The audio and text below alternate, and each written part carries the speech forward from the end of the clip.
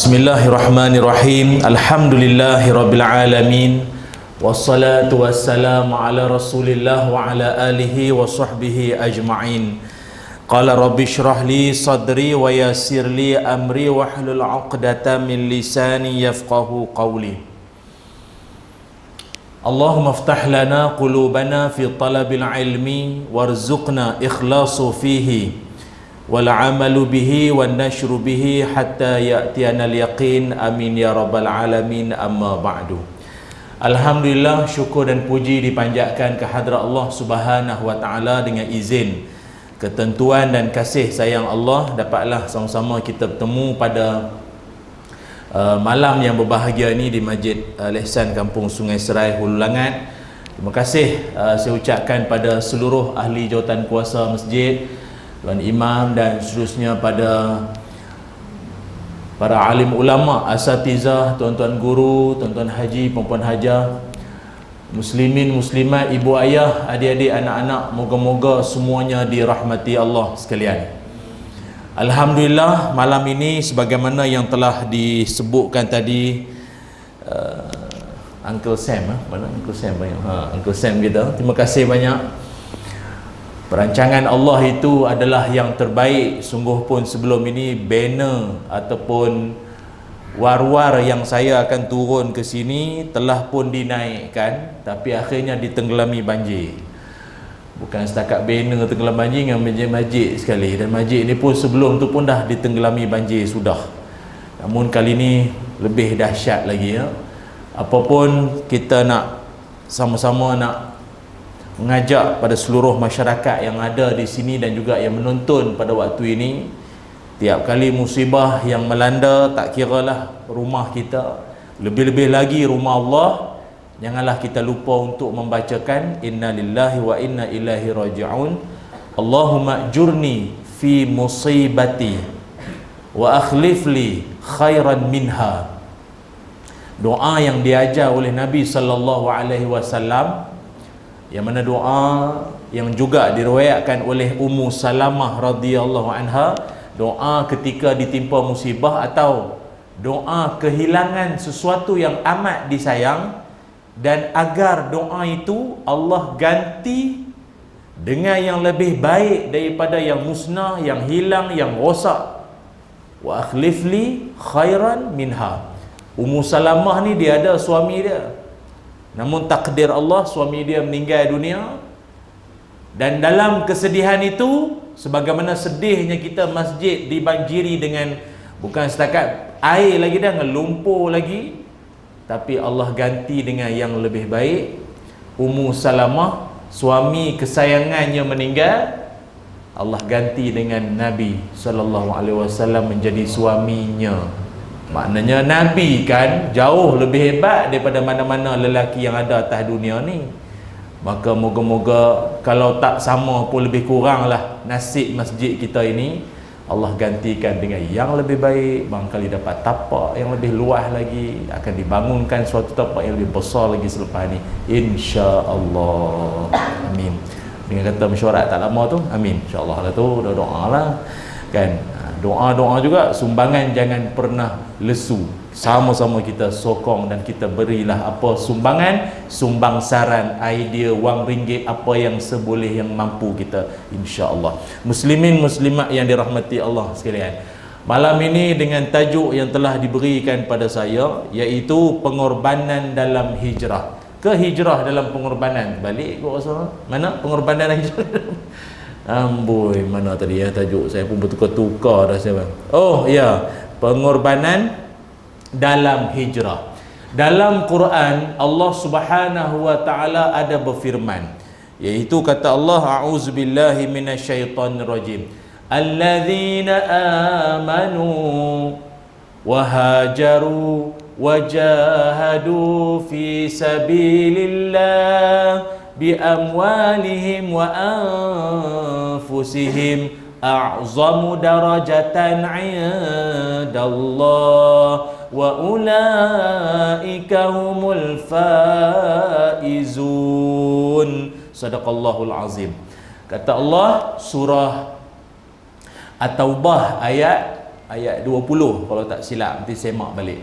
Kata Allah, orang-orang yang beriman, berhijrah dan berjihad di jalan Allah dengan hartanya, malah jiwa raganya, itu lebih tinggi darjat di sisi Allah. Dan mereka itu siapa? Orang beriman, berhijrah, berjihad, itulah orang-orang yang faizun.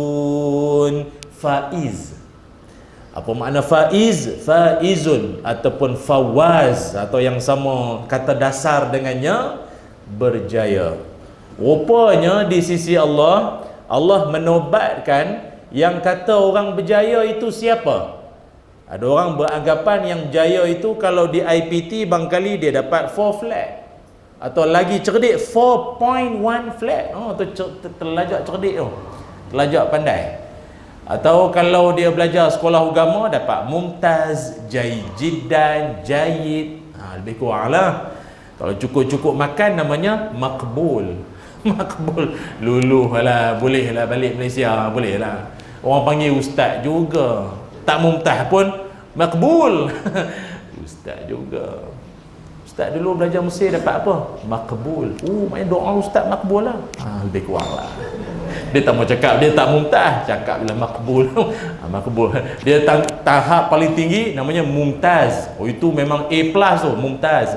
Bawah sikit cemerlang juga, tapi namanya jayyidan. Jayyidan tu dia macam A lagi.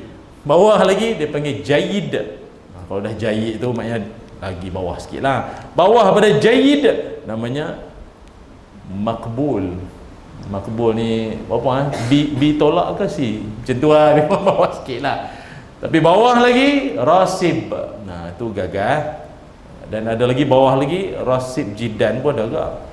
Gagal yang teruk sangat, yang kau ni tak baca Quran, buku tak study langsung, tidur manjang kismeh sebiji pun tak pernah makan ke apa ni, kelas tak belajar langsung, doa tak pernah, sembahyang hajat tak pernah, kau ni belajar ke tak? Kau tak ada kau belajar mana ni? Tu bangkali lah, dhaif jiddan, dhaif pula tu. Tak faham tak apalah. Dia cemerlang ni pada pandangan manusia, mungkin pada peperiksaan, ujian, imtihan. Saya dulu pernah ke sekolah dulu, pernah dapat nombor 36 dalam kelas.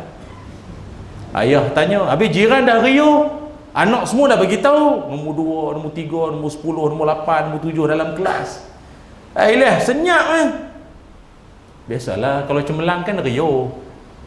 Kalau dah senyap tu sendiri mau ingat, tak berapa nak cemerlang lah, senyap. Berapa hari ya, sampai ayah kena tanya lah. Kalau cemerlang tak payah tanya, dia bagi tahu depan pagar lagi, bagi tahu dah ayah. Berapa lah dapat apa? Nombor 36. Banyak. Ayah kita punya respon banyak. Dalam kelas ada berapa orang? Dalam kelas ada 42 orang. Okey lah. Okey. Macu tak macu ayah kita? Maknanya kalau dalam kelas tu ada 42 orang, kira engkau ni boleh lah ada bawah lagi, ada yang bawah lagi. Tapi kalau dalam kelas tu dah lah 36 dan kau pun dapat 36, memang terkorban lepas pada tu. TV semua lempar sungai jawabnya. Jadi itu manusia punya pandangan. Arwah ayah saya pun ambil penting juga peperiksaan anak-anak dia, tapi dia tak berapalah nak marah-marah sangat. Buat macam mana? Tuition dah hantar, buku dah baca, doa dah doa, kismeh bukan 7 biji lagi dah, 7 kotak lagi dah. Cirit keluar kismeh dah ni. Nak buat macam mana? Saya tak faham tu mak bapak yang jenis. Nak mana apa kau ni belajar apa kau ni mengambilkan boras. Kau tak makan beras makan apa? Kau bukan nyarap makan roti. Beras lah habis. Marah anak buat macam mana? Kau mak belajar tengok. Marah anak kau ni belajar apa? Kenapa orang ni boleh manding orang macam lah kita cerdik sangat dulu. Janganlah macam tu. Anak dah buat kan, nak buat macam mana? Tu yang terjun bangunan tu, bunuh diri, kecewa dengan mak bapak macam tu. Dah. Kejayaan di sisi Allah dalam Quran ada 3. Pertama, beriman. Orang tu dia ada iman. Orang ada iman dalam hidup, dalam jiwa dia. Kata Allah, itulah orang berjaya. Tuan-tuan ingat senang nak memupuk iman dalam hati. Tahu apa tanda orang ada iman? Orang ada COVID, kita tahu apa tanda dia. Dia apa test tu naik 2 jalur. Itu tanda dia ada COVID. Tanda dia ada iman apa? Serban. Belum tentu. Saya pernah tengok ada kawan, ekor dia 3. Tahu serban?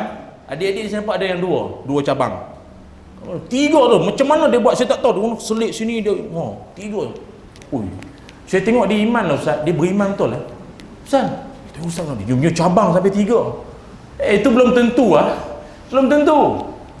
Tapi Ustaz, dia tu dahi dia hitam, tinted. Yang JPJ tak lepasnya Ustaz, gelap betul. Ingat dia hentuk dinding tu. Itu bukan lambang keimanan semata-mata.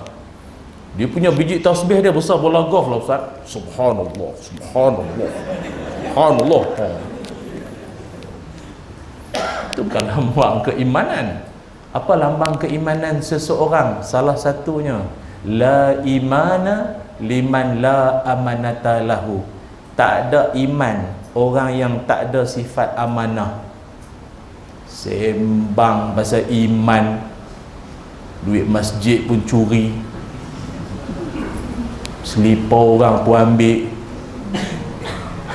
selipar penceramah pun kau kebas. Apa cer? Iman. Tu tahu lepas semayang.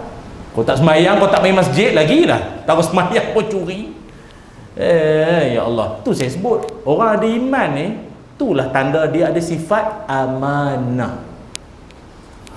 Cukup.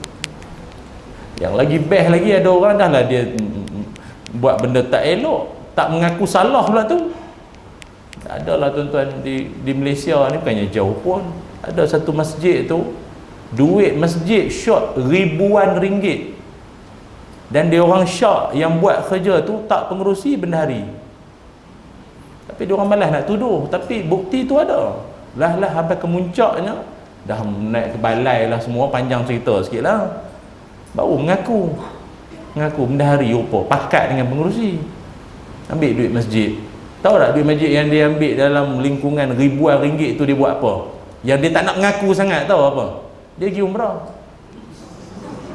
Takkan salah, bukan saya pergi Danau, dia kata. Saya pergi umrah pakai duit masjid pula tu, bukan duit rasuah, faham tak? Tuan-tuan, orang macam ni kita nak buat apa selain daripada rendam dalam air? Faham tak ni? Lebay atas kepala itu bukan penanda aras iman. Ini usaha ke arah membentuk diri jadi baik lah. Pakai elok ni tanda kita nak jadi baik, tapi belum tentu baik. Iman pertama, ada iman, orang tu insya-Allah berjaya kata Allah. Cukup lah. Belajar tak tinggi, iman mau ada. Yang kedua, orang berjaya di sisi Allah, orang tu berhijrah. Dia ada semangat untuk nak berhijrah. Dan sebab itu penghijrahan ni bukan benda mudah. Sebab tu tajuk kita malam ni, pengorbanan dalam hijrah. Dia pengorbanan dengan hijrah ni, dia adik-beradik. Dia macam, bukan setakat adik-beradik lah. Saya ingat dia macam selipar lah. Malam ni banyak isu selipar kan. Maknanya kena dengar betul-betul ni. Dia macam selipar, hilang satu lagi tak ada makna. Tuan-tuan takdir kok hilang sebelah. Tuan-tuan lah, saya tak, insya-Allah tak lah. Hilang sebelah, ada orang pakai lagi sebelah. Tak sihat kan? Pakai sebelah, orang kata lah kesian, muda-muda lagi pakai sebelah, selipar. Nak bagi taunya hijrah dengan pengorbanan, dia macam tu, kanan kiri, kiri kanan, macam tu. Dia kena sama. Takkan mampu nak berhijrah tanpa Hijrah itu pengorbanan, hijrah itu perjuangan, hijrah itu persaudaraan, hijrah membentuk perpaduan. Oleh itu, Alin tahu nah, buka YouTube lah. Dia hijrah, pengorbanan dia adik-beradik. Tak payah sembang lah hijrah Mekah Madinah. Mekah Madinah jauh sangat. Tu Nabi, para sahabat. Kita memadailah berhijrah daripada katil ke masjid. Tak kala diserukan dengan laungan as-salatu khairum minan naum. Solah ke naum? Solah ke naum? Jawablah. Solah. Buat tak? Lu.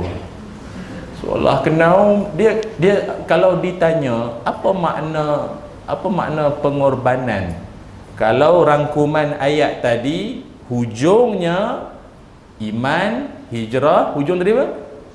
Wajahadu, kan? Orang berjihad. So jihad ini dikaitkan dengan apa? Pengorbanan lah. Apa makna pengorbanan? Dengar baik-baik, dengar molek. Pengorbanan ni maknanya buat sesuatu yang nafsu tak suka tapi Allah suka. Itulah pengorbanan. Betul tak? Sebab saya tengok ada orang memberikan maksud pengorbanan yang tak tepat. Sampai ke hari dekat-dekat nak tunang dah, putus. Saya dah lama berkorban untuk awak. Pak nak muntah tapi tak payahlah, siap pula dia kan. Dan tak boleh move on pula.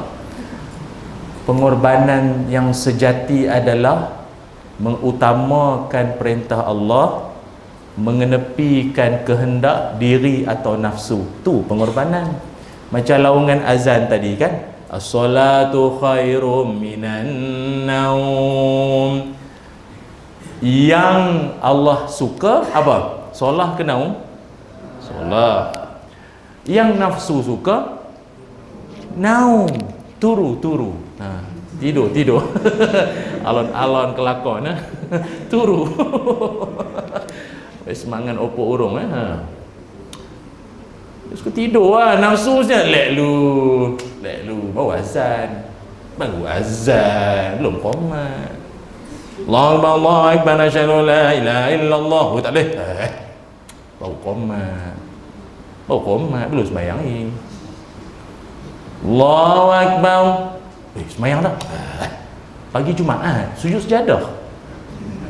Panjang untuk imam baca tu. Relax lu. Allahu akbar tu baru sujud. Belum tahiyat akhir. Allahu akbar at-tahiyat. Oh, tahiyat dah. Esok ada lagi subuh. Setan tu lah lama. Itulah dia. Tak setan nafsu tu kan. Kalau tak setan tak nafsu engkau. Tu aja. Dia antara tiga kan. Jadi relax lah.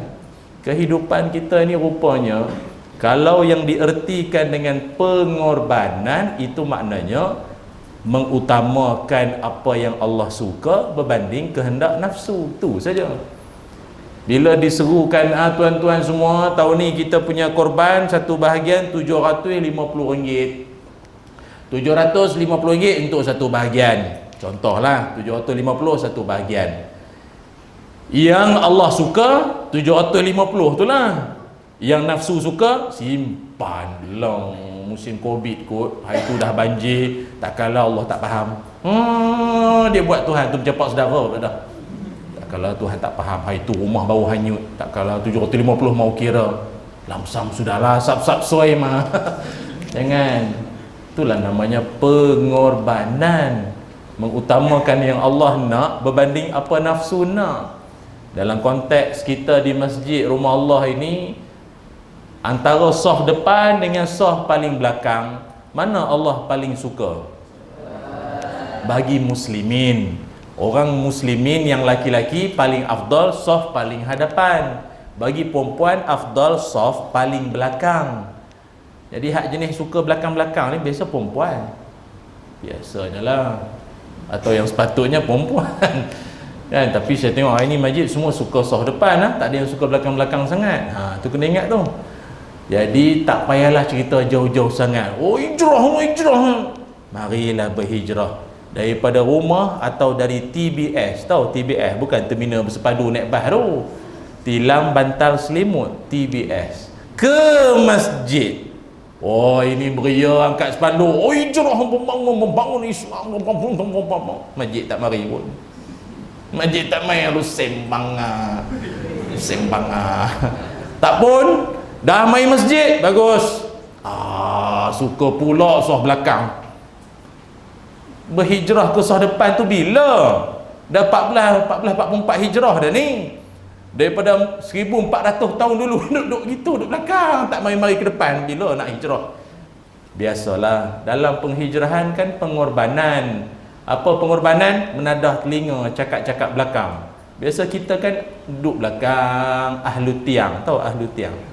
Kita dan tiang tak boleh dipisahkan. Jadi bila bau, biasa duduk belakang, mari depan. Ada geng-geng belakang. Apa kawan kita dah left group dia dah left group dia pergi group depan biasa kan, biasa petang-petang siram pokok bunga, basuh motor, seluar pendek. Mari 44 hijrah, awal dia yang bukakan kipas ni, aircon semua dia yang buka semua awal masjid. Kawan-kawan kata, mana dia waktu dengar kata dia pergi masjid dah. Bagus kawan kita. Ni balik pula salam, pakat cium tangan dia. Allah ni ahli syurga. Orang menganjing ni ramai. Yang menganjing ni ramai. Allah. Rasa macam syurga. Allah. Kawan yang baru pergi masjid jangan buat teruk, relax tu kadang ada orang menyampah nak berubah tu, menganjing banyak sangat. Faham tak menganjing ni? Macam itulah lebih kurang. Macam itulah. Jadi oleh kerana itu, nak melakukan penghijrahan ini, dia punya modus operandi dia nak tak nak mesti dengan sifat pengorbanan. Dan saya pula bila tengok je banner saya tadi dengan saya berdiri belakang ada bendera Malaysia, macam PM pula rasa belakang bendera. Macam menteri pula kan. Tak apalah, kita nak sebutkan malam ini. Oleh kerana itu, bagaimana untuk kita nak berubah ke arah yang lebih baik, yang cakap, yang mendengar pada malam ini, walaupun tak henti-henti dan tak pernah sunyi daripada ujian-ujian yang mendatang. Dengar baik-baik, saya akan kongsikan malam ini 3 perkara. Tak lebih tuan-tuan, bukannya 30, 3 cukup. 3 saja. Banyak-banyak kan kelalen. You know kelalen? Ojo kelalen, jangan lupa. Tak ramai Jawa sini. Syok sendiri pula saya. 3 perkara yang untuk kita nak berubah lebih baik dan ada cabaran dugaannya itu, peganglah elok-elok 3 perkara ini. Namun sebelum saya nak sebut 3 perkara itu, marilah kita istighfar, kita bertenang-tenang seketika untuk mungkin nak standby adik-adik kita ni mencatat. Daripada tadi saya tak tahu apa dia orang tulis. Daripada start saya beri salam dia tulis dah. Tulis ke lukis muka ustaz nah? Nanti tengok nanti saya nak tengok seorang-seorang dia.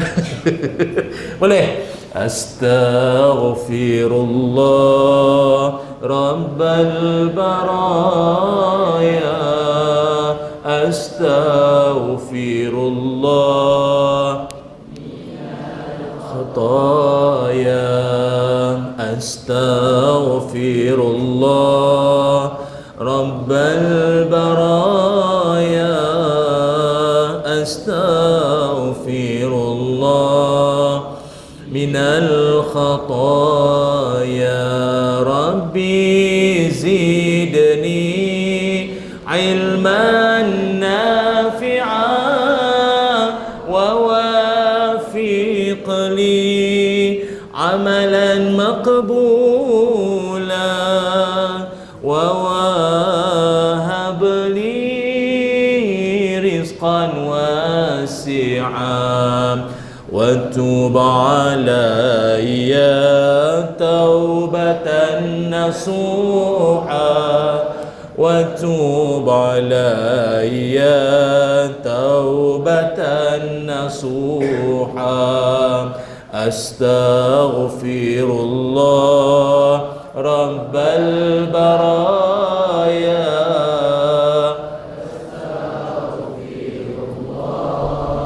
minal khataya. Allahumma salli ala Sayyidina Muhammad wa ala ali Sayyidina Muhammad. Yang pertama, pengorbanan dalam melakukan ketaatan atau pengorbanan dalam melakukan ketaatan ataupun amal-amal soleh. Apa? Susah sangat ke nak buat benda baik, nak buat amal soleh ni susah sangat ke ustaz? Apa yang nak kena disebutkan tu nombor satu? Sabar, dengar dulu. Yang kata susahnya nak buat benda baik, yang kata payah dan dugaan dan penuh cabaran nak buat benda baik ini bukannya saya. Nabi sallallahu alaihi wasallam dalam hadis Nabi menyebutkan huffatil jannatu bil makarih wa huffatin nar bisyahawat. Kata Nabi sallallahu alaihi wasallam, Nabi kata syurga itu, syurga dipagari, dikelilingi oleh segala yang dibenci oleh hawa nafsu. Atau sila hari bulan, syurga itu dikelilingi oleh, kita pun tak suka setengahnya tu. Kita tu bukanlah orang yang beramal soleh, orang hidup fasik, munafik, jahat, iman tak ada ni, itulah tu. Jalan nak ke syurga itu Nabi sendiri akui payah. Wa huffatin nar bisyahawat. Tetapi neraka dikelilingi atau laluan akses pintunya itu adalah terbentang dengan kesenangan dan disukai oleh nafsu. Bagi orang yang hidupnya beriman, berpegang Al-Quran dan Sunnah ni, dia akan dapat kenal pasti, ya, betul. Nak ke syurga memang payah. Ya, bangun awal pagi, subuh, ada masalah, bangun tengah malam, nadah tangan, doa, meniti air mata. Mari dugaan, kena sabar, kena hentam, kena kutuk dengan orang, kena redha, serah pada Allah, Allah lebih tahu. Tak kala kita buat benda baik, kalau itu juga kena dihempap, ditimpa, di macam-macam kena. Waktu itu kita diajar supaya wabasyiris sabirin, suruh sabar. Payah tak nak pergi syurga? Yang akan akui bahawa nak ke syurga tu payah hanyalah orang-orang beriman saja. Orang tak ada iman, dia kata syurga senang lah. Senang lah. Kau maki orang, kau mencarut, kau laki ke, kau perempuan ke, lebih kurang punya pakai, nanti taubat. Takkan Tuhan tak ampun. Senang syurga ni. Tu cakap bahasa orang tak ada iman. Pernah jumpa kot? Pernah jumpa? Tak apa nak angguk, tak apalah. Orang ada iman, dia akan menyedari nak ke syurga tu payah. Kau tengok orang yang pernah pergi ke perkampungan yang jauh-jauh, masuk dalam apa kan, Pahang ke Kuala Kelawang ke mana-mana kan, susah tak nak pergi kampung tu? Oh, ustaz ceramah situ ke? Ustaz, kereta macam ni punya rupa, keluar nanti tak ada rupa ini dah ustaz. Tak ada rupa ini dah ustaz. Tayarnya apa semua tengoklah ustaz. Sana pokoknya dengan turun sini ni. Masuk kereta, keluar tak ada rupa kereta dah ustaz. Payah ustaz jalan dia. Sebab orang tu orang yang faham. Sama nak ke syurga, orang yang pernah lalui liku-liku kesusahan hidup dalam taat. Kalau susah hidup dalam tak taat, dia sama lah. Macam tuan-tuan rajin mari masjid, dengan rumah tenggelam, masjid pun tenggelam, tapi tuan-tuan tetap tak tenggelam dalam atau hanyut dengan bisikan nafsu. Itulah pergi masjid lagi, masjid pun hanyut, masjid pun tenggelam. Allah redha ke? Oh, setan ni kiri kanan. Ya Allah. Tu ingat, saya sebut sekali lagi apa dia tadi? Pengorbanan dalam melakukan amal soleh. Buat benda baik, jalan dia, liku-liku dia sangat banyak. Onak, ranjau, duri, pahit, getih, pengorbanan dan macam itulah lebih kurang. Tuan-tuan ingat orang-orang soleh dalam dunia ni hidup senang lah. Imam Syafi'i rahimahullah diuji dengan buasir, diuji dengan sakit buasir. Kok tuan-tuan ada pengalaman ke, ibu-ibu di belakang kok ada pengalaman ke, kawan-kawan ke, saudara ke, jiran ada buasir? Buasir bukan boleh duduk lama, sakit. Diceritakan Imam Syafi'i kalau dia duduk lama sikit berdarah, mengalir darah, sakit. Tapi dalam sakitnya beliau menanggung kesakitan buasir, sempat lagi mengarang 174 buah kitab. Tu setara buasir. Yang tak buasir ni mengarang apa? WhatsApp pun copy paste. Malas betul lah. Malu kan? Dah nak bagi tahu betapa jauhnya kita ni dengan orang-orang yang soleh-soleh ni. Jauhnya kita. Tak pasal ramai orang bajet. Tahu bajet? Bajet bagus. Ya syurga lah, syurga lah. Doa syurga betul, tapi jangan perasan sangat. Dengan semayang pun hujung-hujung waktu. Apalah. Itu orang soleh dulu hidup dia dalam ketaatan. Dah lah taat. Dalam taat tu ada musibah tu, dahsyat tu. Ramai ulama-ulama dulu yang soleh tu. Ramai hidup dia memang macam-macam kena, di penjara, dibuang negeri, macam-macam dugaan. Tapi yang kita sangat kagum sekali adalah itulah yang Nabi sebut, ke syurga jalan bukan mudah. Malah dalam peristiwa hijrah Nabi SAW ada satu sosok tubuh yang terkenal, iaitu dikenali sebagai Mus'ab bin Umair. Mus'ab bin Umair radhiyallahu anhu. Mus'ab Umair ini sahabat Nabi SAW yang dia ini dalam lipatan sejarah atau sirah, awal kisah hidupnya dahlah anak orang kaya. Dia anak orang kaya, dan dia pula senantiasa memperagakan pakaian indah-indah. Apa hari ini? Branded. Branded lah. Branded, Adidas, Puma, LV apa. Yang mahal-mahal punya lah. Yang kalau orang tengok, ini kayangan. Bukan kopi ori tau, betul-betul ori.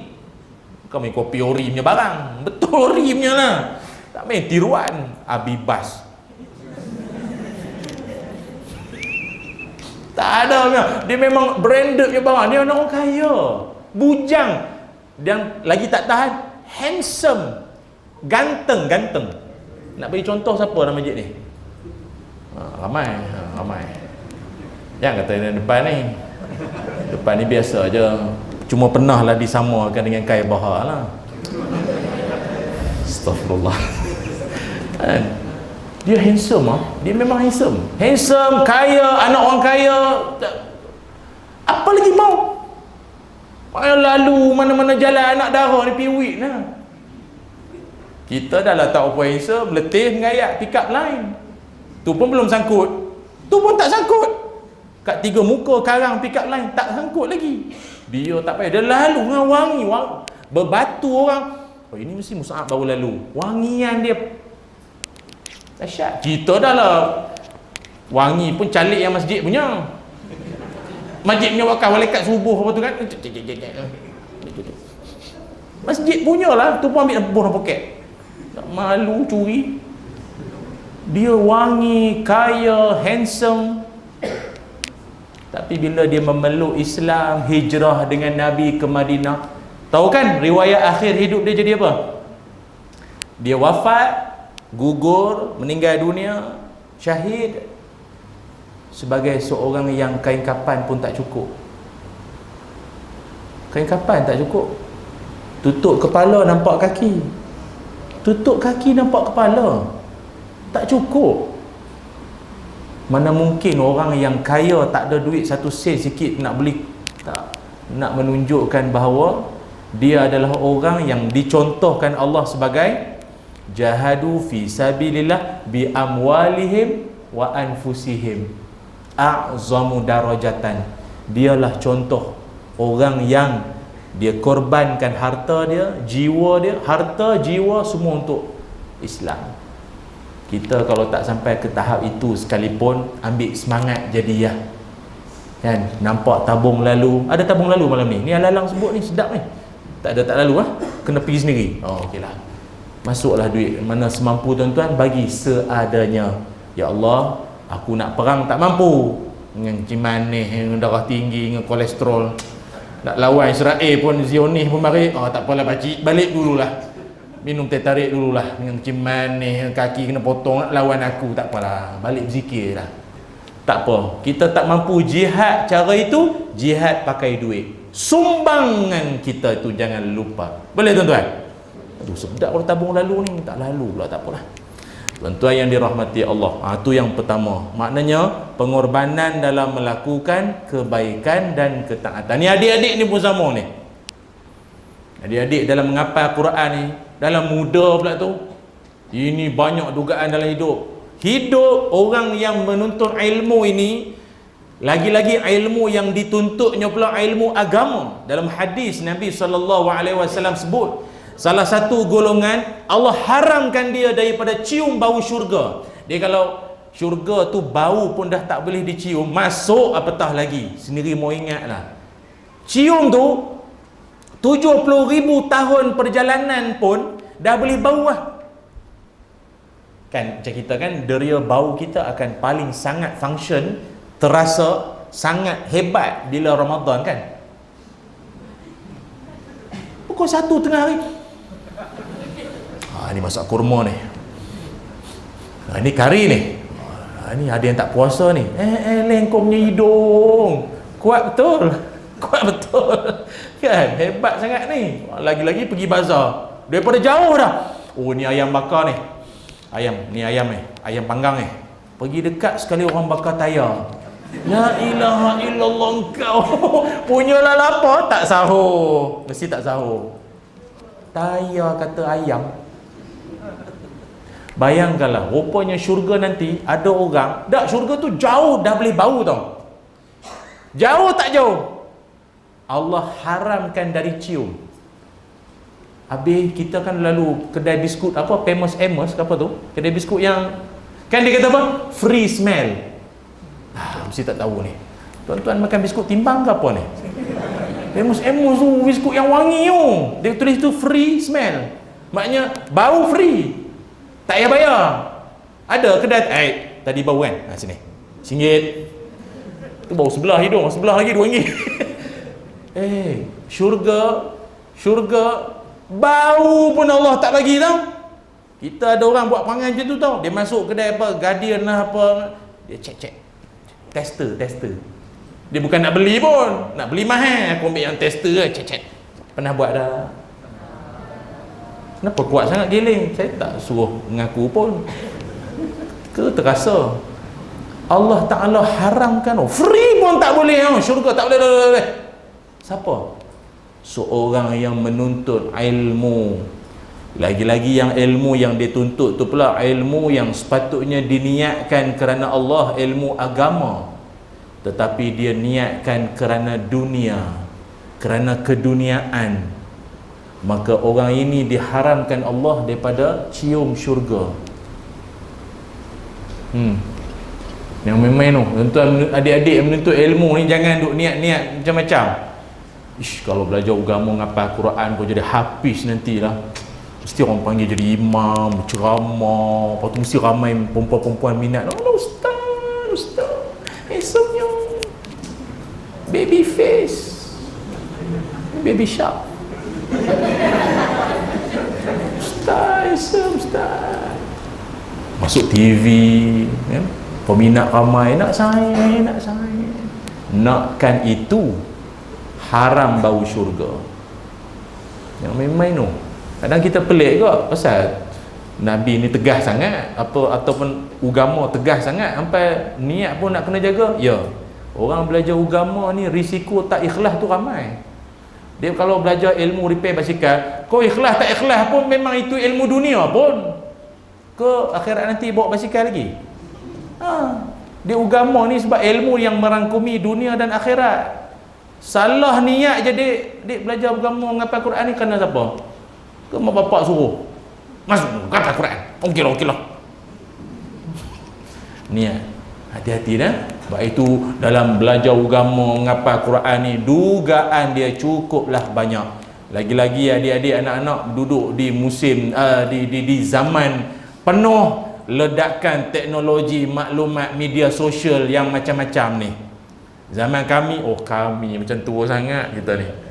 Zaman kita dia tak jauh beza lah kan. Kita acik-acik, haji-haji yang ada ni, dulu-dulu tak ada handphone, Facebook, Instagram ni Kalau kami dulu ada handphone, ada Instagram, Facebook, entah-entah lagi lalai pada adik-adik, apa kita pun tak tahu. Konda-kondi lah apa, main tarik upih, main biji getah tu je lah dulu permainannya. Plastik burung terjun sungai, hiburan kami. Tu pun lalai, maghrib pun lewat. Tambah kalau ada handphone budak dulu tak tahu. Sekarang ada lalainya. Baik, itu hati-hati. Ada seorang ulama nama Syekh Yahya bin Yahya, seorang apa ni, dia student dulu masa dia zaman student, dia daripada Andalus. Dia mari belajar dengan gurunya di mana? Di Baghdad, di Iraq, kalau tak silap, wallahu a'lam lah. Dia tengok balik masa dia belajar dengan guru di Madinah. Di Madinah. Masa dia tengah belajar dengan guru dia, ni Syekh Yahya tu lah. Dia duduk dalam kelas, guru dia mengajar. Tiba-tiba ada gajah lalu. Bukan Adiputra, gajah, faham tak? Gajah lalu. Jadi dah, gajah ni barang rare. Unta sama kambing sama itu apa ni? Keldai. Himar itu biasa. Tepi rumah pun banyak, unta banyak. Tapi gajah ni barang rare. Dia benda tak biasa nampak. Afrika, India itu lambat, Thailand itu lain. Ini gajah lalu. Budak-budak yang tengah, tok guru duduk depan, tengah belajar. Oh, gajah.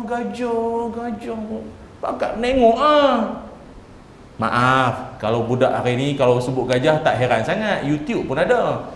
Lamborghini.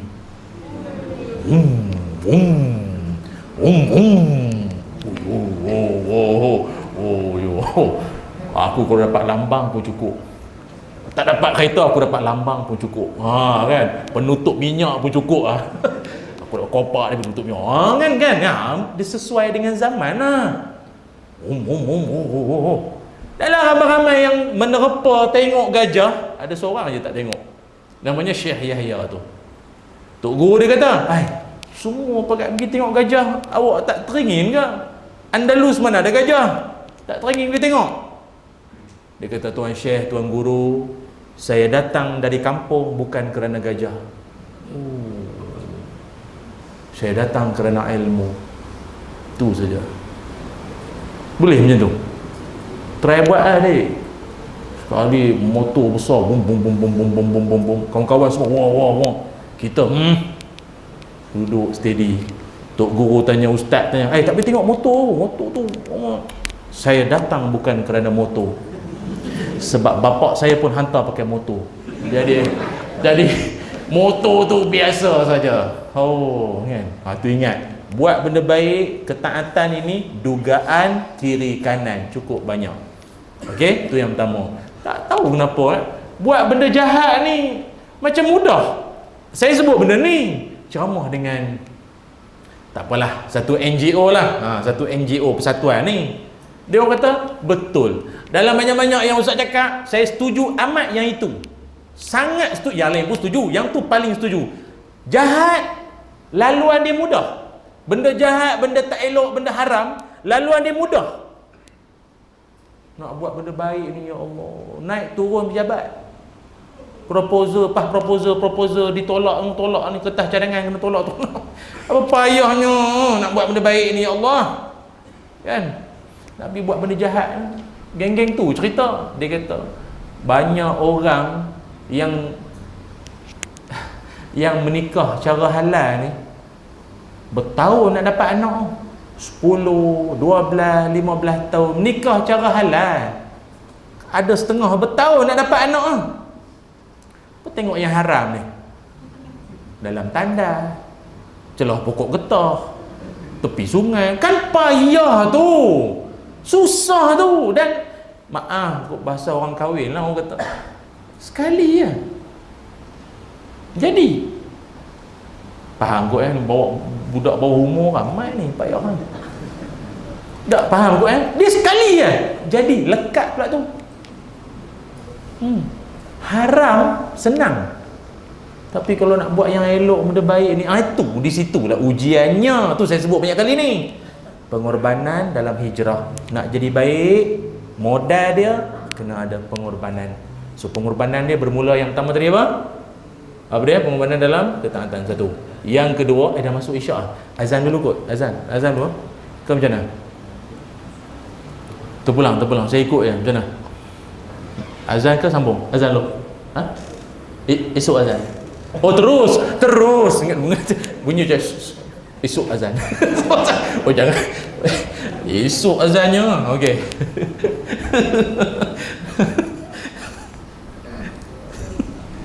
Allah salli ala Muhammad. Baik, itu yang pertama. Yang kedua, pengorbanan dalam berhadapan dengan musibah.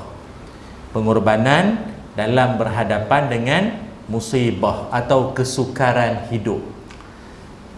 Saya berpesanlah diri saya dan kita semua. Dalam kalangan kita tak ada siapa pun yang boleh sembang kata aku kalau setakat mari yalah nyakit ke apa okey ya. Oh sembang.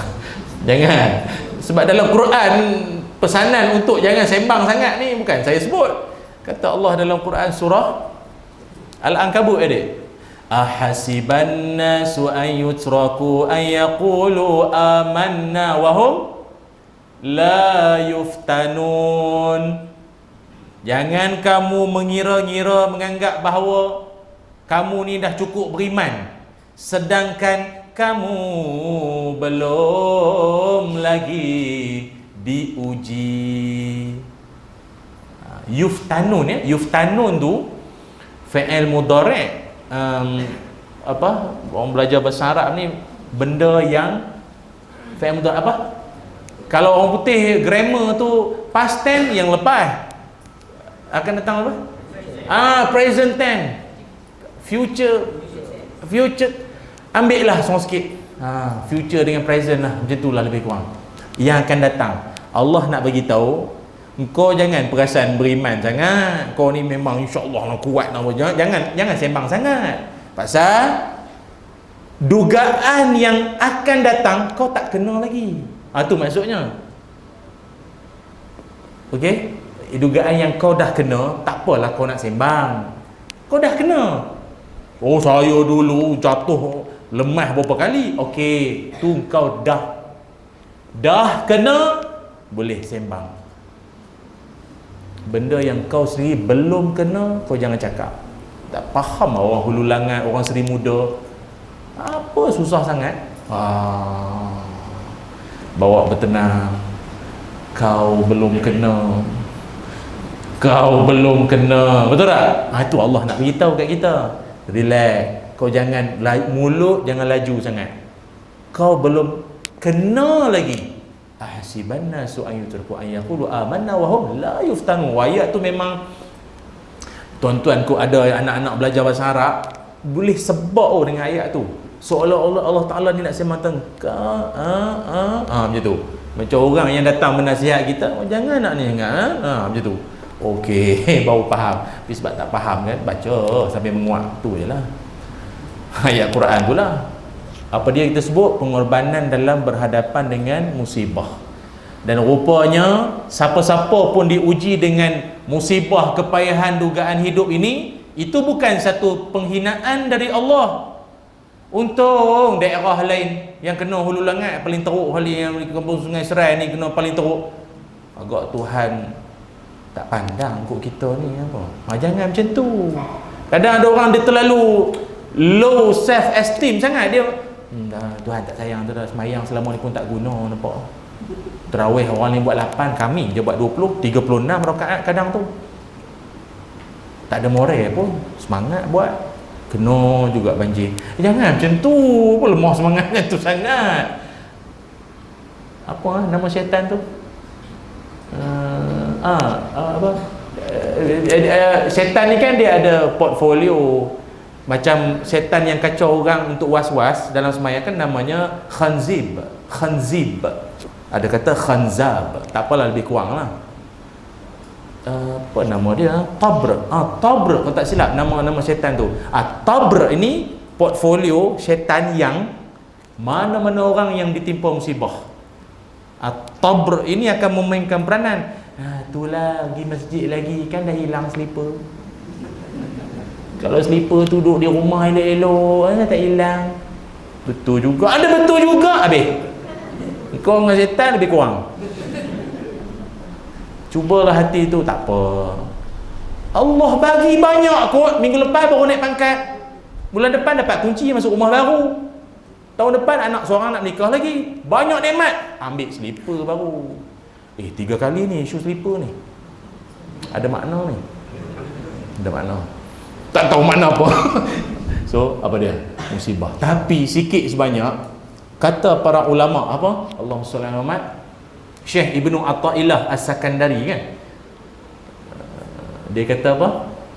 Dia kata dengan musibah ini juga, dugaan hidup ni juga mempamerkan engkau itu siapa. Kita dalam hidup kadang kita susah nak kenal orang ni hati budi. Hati budi susah nak kenal, nak cap. Sembang semua boleh sembang, duduk kan. Kalau saya ni jenis tak boleh, saya tak boleh tengok orang susah apa. Ya ke? Belum kena. Betul tak? Sembang siapa-siapa boleh. Sebab itu tuan-tuan jangan terlalu saya ni sangat. Cakap boleh, belum kena. Tapi kata Syekh, dia kata kau nak kenal orang tu, bila dia kena musibah, itulah dia. Itulah dia.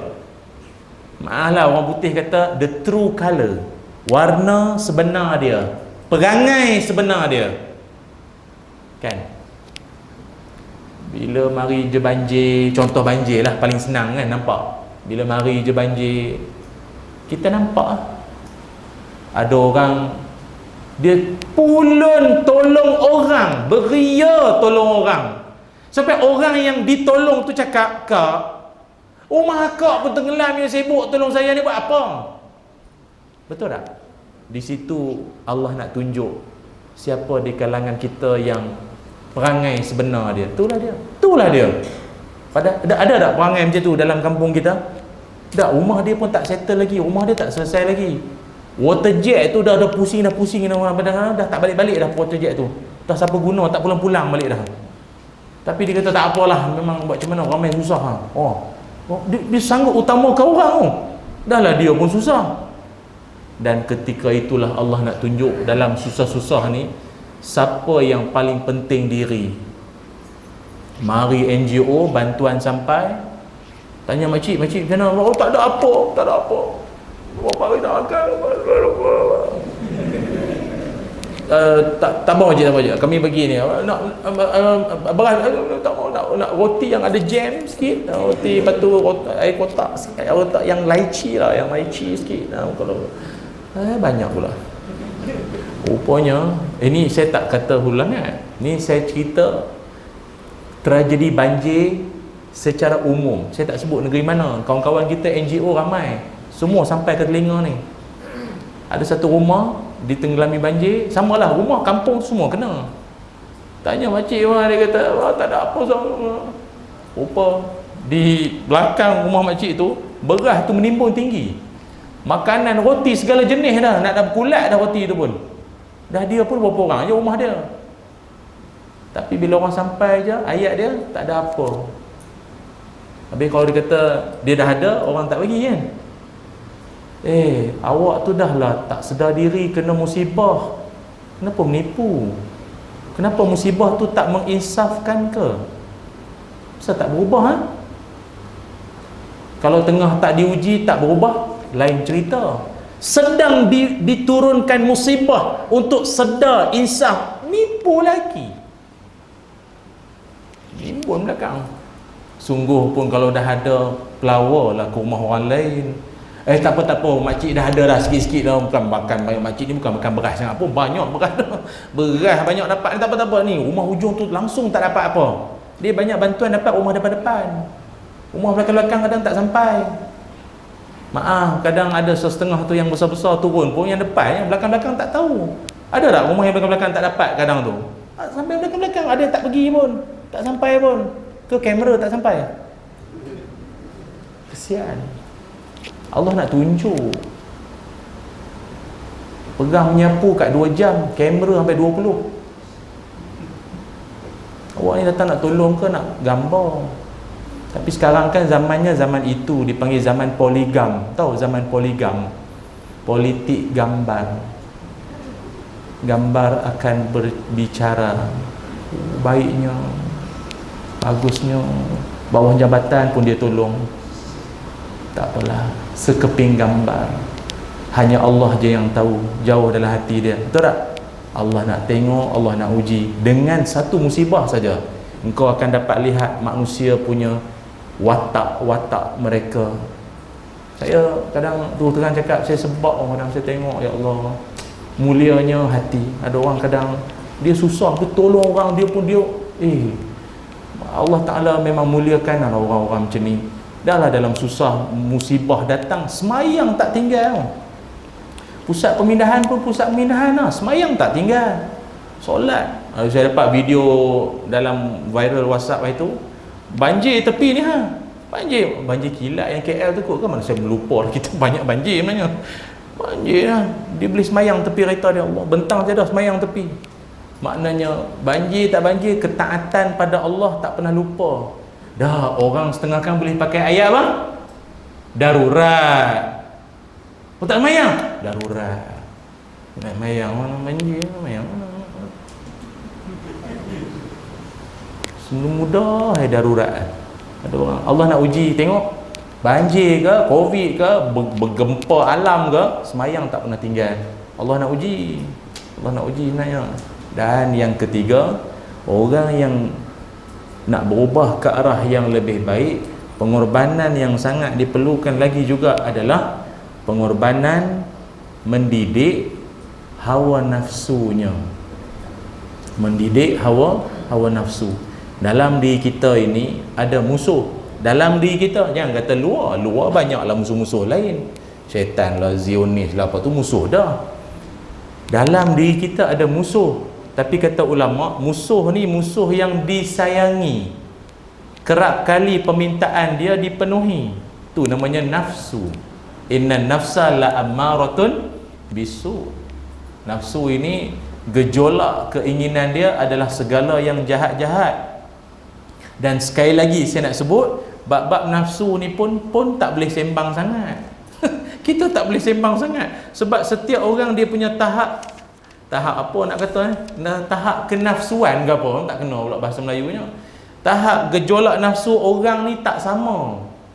Ada orang nafsu perempuan, ada orang perempuan tak ada benda sangat, tapi fulus, mata tu jadi RM ke dolar ke macam tu, ting ting. Faham? Baik dengan orang, tolong apa pun, hujung cerita dia kerana ting ting. Baik ada makna. Faham. Dia macam tu. Jadi kita tak boleh cakap dengan orang, dia itu memang tak boleh tahan nafsu. Tak apalah, dia nafsu dengan perempuan. Engkau mungkin tak ke perempuan sangat, tapi engkau ke arah lain, nafsu nakkan pangkat, ada. Setiap orang ada masing-masing.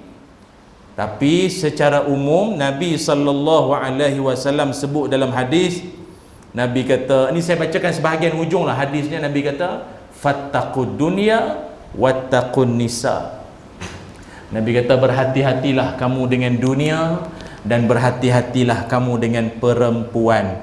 Fa inna awwala fitnati bani Israel kanat fin nisa. Karena kemusnahan bangsa-bangsa dulu because of woman, kerana perempuan. Bukan perempuan tu bermasalah, lelaki yang tak mampu kendalikan nafsunya terhadap perempuan, tu saja.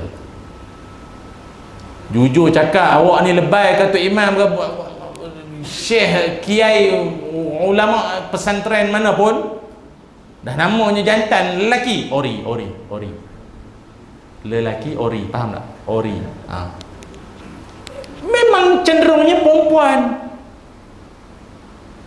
Tengok pembaca berita, oh cantik, itu normal. Tapi kalau tengok penceramah, dia tu jantan. Dia tengok penceramah, Allah comelnya ustaz, dapat pegang janggut sikit geraknya. Something wrong. Kau nak pegang janggut aku, kau cakap aku cute, Ustaz pegang jenggot sikit dah. Dah comel ni Ustaz. Alamak kau.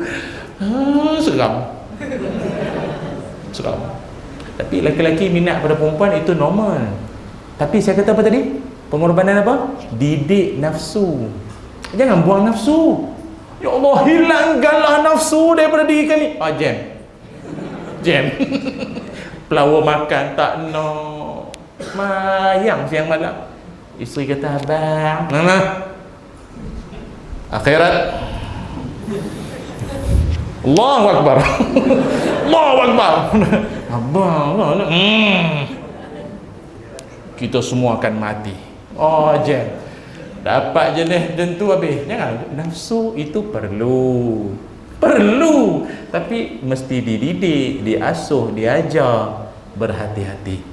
Boleh semua?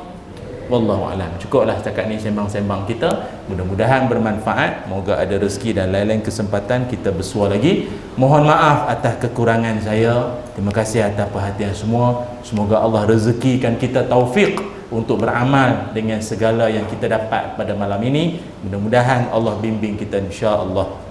Bismillahirrahmanirrahim. Allahumma salli ala sayyidina Muhammad wa ala ali sayyidina Muhammad. Allahumma inna nas'aluka ilman nafi'a wa rizqan tayyiba wa amalan mutaqabbala. Allahumma akfina bihalalika an haramik wa aghnina bifadlika amman siwak. Ya Allah, ampunkan dosa kami, ampunkan dosa ibu ayah kami. Kurniakan kami ilmu yang bermanfaat, rezeki yang baik dan amalan yang diterima ya Allah. Ya Zal Jalal wal Ikram. Wa sallallahu ala sayyidina Muhammad. Walhamdulillahi rabbil alamin. Alhamdulillah. Terima kasih. Makluman sikit, di luar sana tu saya ada bawa buku-buku yang mana buku-buku tu merupakan himpunan nota-nota ceramah. Saya kan macam tu, 3 perkara, 4 perkara, 6 perkara. Jadi sebelum ni banyak atas nota-nota yang tak official secara rasmi. Kertas-kertas terbang-terbang macam tu. Lalah dibukukan. Jadi siapa yang berminat nak beli, ada di luar sana nanti insya-Allah, yang terhimpun dalamnya lah beberapa poin-poin ceramah. Kuklah tuan-tuan adik-adik baca-baca nanti mula-mula satu nanti kau nak berceramah, pakai je lah model-model yang ada dalam tu. Ya, tak ambil persen akhirat nanti. Pahala je ya. CD doa pun ada, rangkuman doa-doa daripada hadis-hadis sahih yang saya rakamkanlah dalam bentuk nasyid. Suara tak merdu sangat, tapi kalau setakat juara lagu tu insya-Allah juara. Tu ada di luar ya. Wallahu a'lam. Terima kasih. Assalamualaikum warahmatullahi wabarakatuh.